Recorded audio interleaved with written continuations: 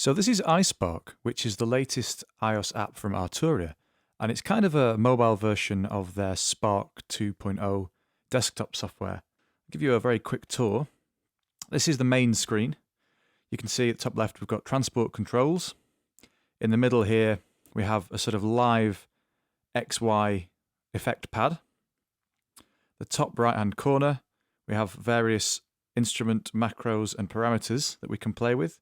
We can add effects. We have a great selection of effects here. Down at the bottom we have our pads.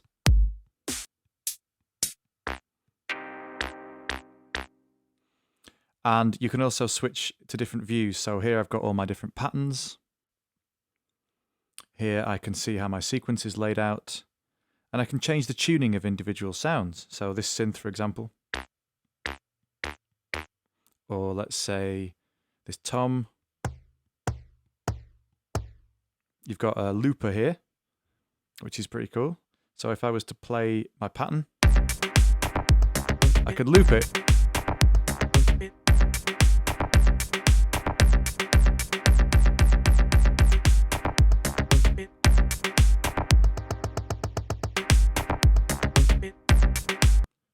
Also the XY pad.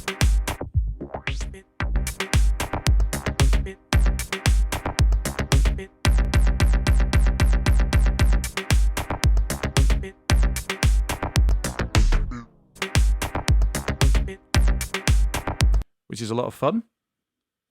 Switching to mixer mode. You can see that for each of my channels here, I've got an effects section. I can choose from the various different effects, which is pretty cool. What I want to put on my kick, maybe a compressor. Could solo it up.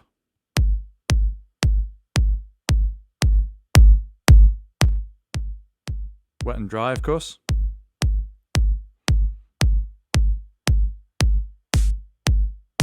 On my snare, I might want to put, I don't know, bit crusher. And so forth. And you can go through all the channels. And you've also got 2 effects returns here. Again, presets for the effects in every slot. And you've got master effects on the master channel. Spinning onto the studio section here. For any of my sounds, I can do things like I can create multiple layers within each sound, and I can have them triggered by velocity, at random, by threshold, things like that. I can use my own samples if I want, or I can swap any sounds out from any of the bundled ones, which is pretty cool. Come out of there. I can tweak my samples here, I can change their pitch. Attack, pan, and so forth. Filters. In the sequencer section, you can see that you get a really nice sort of layout of all the beats in your pattern, all 16 channels here. And if I tap on automation, I can choose to automate lots of different things. So for example, cutoff.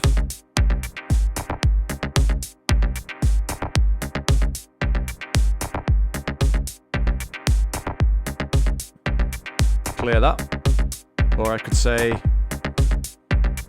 pitch.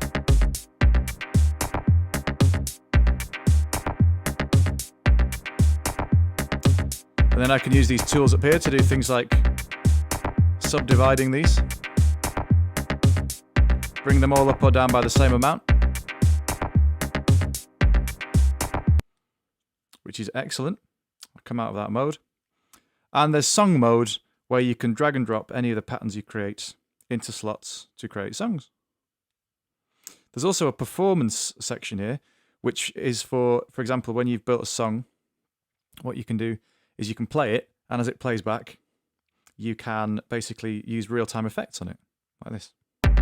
Turns it into like a DJ tool.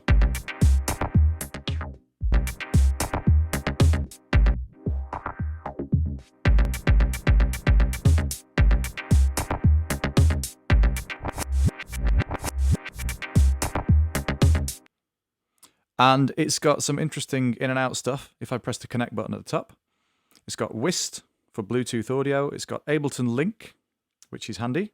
It's a new technology that lets you link together various different bits of software and hardware on the same network and play them all together. And of course, it's got MIDI in and out as well. It also does inter-app audio and it's audio bus compatible. So that's a very quick look at iSpark, and I think you'll find there's a lot to like.